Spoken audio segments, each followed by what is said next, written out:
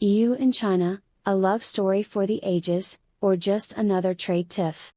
In the grand ballroom of global diplomacy, the European Union and China have been locked in a passionate tango for decades, their steps a dizzying blend of admiration, suspicion, and the occasional stomped toe.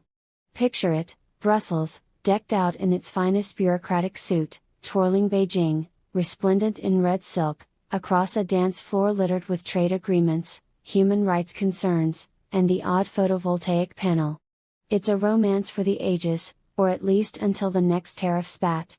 Once upon a time, in the halcyon days of the early 2000s, the EU gazed into China's economic boom with starry eyes. "Oh, China," Brussels swooned, "your factories churn out goods faster than we can print regulations."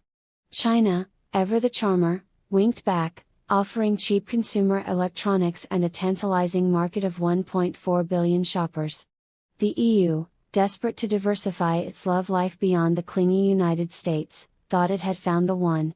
A strategic partnership was born in 2003, with promises of mutual respect, open markets, and maybe a shared Spotify playlist of diplomatic platitudes. But like any rom-com, the honeymoon phase didn't last. By the 2010s, the EU started noticing China's wandering eyes, specifically toward its critical infrastructure. "Darling, why are you so interested in our ports and 5G networks?" Brussels asked, clutching its GDPR handbook nervously. China just shrugged, muttering something about win-win cooperation while quietly buying up stakes in European energy grids. The EU, ever the overthinker, began to suspect its partner wasn't entirely committed to the whole rules-based order vibe. Then came the tariffs, oh, the tariffs. In 2025, the EU slapped duties on Chinese electric vehicles, claiming Beijing was flooding the market with subsidized Teslas in all but name. China, never one to back down from a good plot twist, retaliated with levies on European brandy and pork. "Pork?"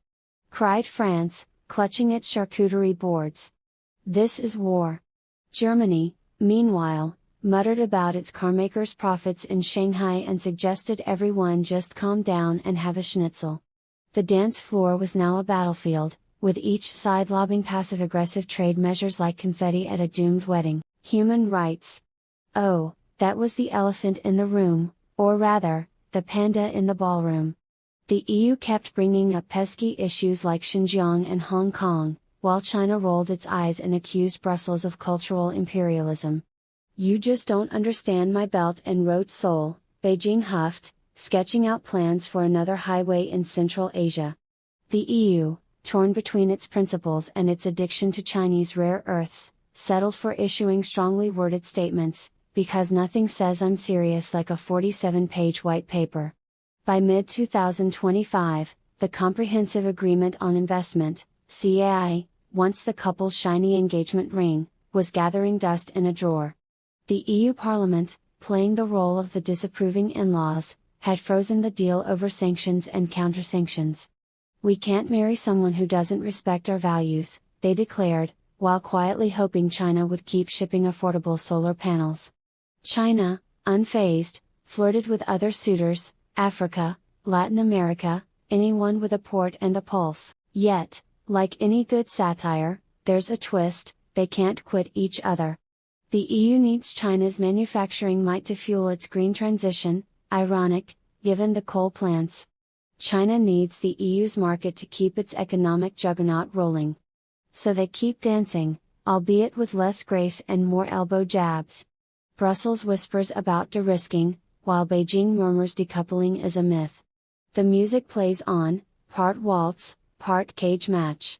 In the end, the EU-China story isn't a fairy tale or a tragedy, it's a sitcom, complete with predictable plotlines, exaggerated characters, and no real resolution. Will they find true love? Will they break up? Or will they just keep arguing over who gets custody of the global supply chain? Tune in next Trade Summit for the next episode of As the World Trades, where the only thing certain is that the popcorn's getting pricier.